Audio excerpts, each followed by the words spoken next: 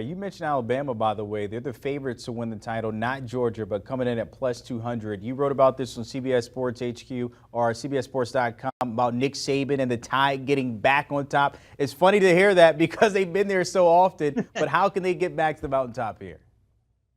Well, I think two things. One, this time last year, we saw Alabama's offensive line really struggle in the spring game, and that translated to the fall. They were the worst offensive line in the SEC in terms of tackles for loss, and we saw in the Iron Bowl 7 sacks given up, pretty much almost cost them a shot at the playoff. They've got some reinforcements. Tyler Steen coming from Vanderbilt. He's a longtime starter. I know you say, oh, Vanderbilt, worst to first, whatever, but he was really good at Vanderbilt. So I think that's the biggest thing. They've got to solidify that offensive line because Bryce Young was phenomenal last year without much help. And then at wide receiver, with Mechie gone, with Jamison Williams gone, with Slade Bolden gone, they've got some dudes back, though, to Corey Brooks at wide receiver. We saw what he can do. Jermaine Burton from Georgia could be this year's Jamison Williams. So those two things, offensive line, wide receiver, if they solve those two problems, then Alabama's going to be an elite team in 2022. Crimson Tide probably coming in with a chip on their shoulder, how their season ended. Ohio State, by the way, third best odds at plus 700. Similar to UGA, though, their defense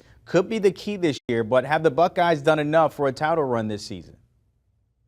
Yeah, they've got enough, I think, up front, especially a really good and deep defensive line. And then I think they fixed the glitch, so to speak, to steal a line from Office Space. Jim Knowles coming in as defensive coordinator from Oklahoma State. Those who watched Oklahoma State's defense over the course of the last few years know just how good it is. It is flat out filthy. They are aggressive. They force turnovers. And with Ohio State athletes, I don't think it's going to be much of an issue. But you look at the keys to a defense: pressure up front, tackles for loss, third down defensive percentage, conversion percentage. I think with Jim Knowles in-house and the depth and versatility they have up front, that, yeah, Ohio State can solve that problem. I think they'll be a playoff team this year. And look, Brandon, offense drives the bus, and we know how good that offense will be.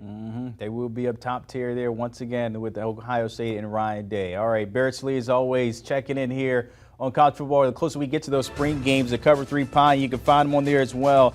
Talking about Texas players airing family businesses, also spring games and more. First, after Danny Cannell, by the way, he was a guest coach for Florida State spring game. Let's just say Brian McFadden was there as well. He got a cold shower. Download and follow. Do you want a sports network that delivers everything that matters about the game? The highlights, the picks, the instant analysis, no yelling, no fake debates, no politics. Hit the subscribe button and never miss a moment.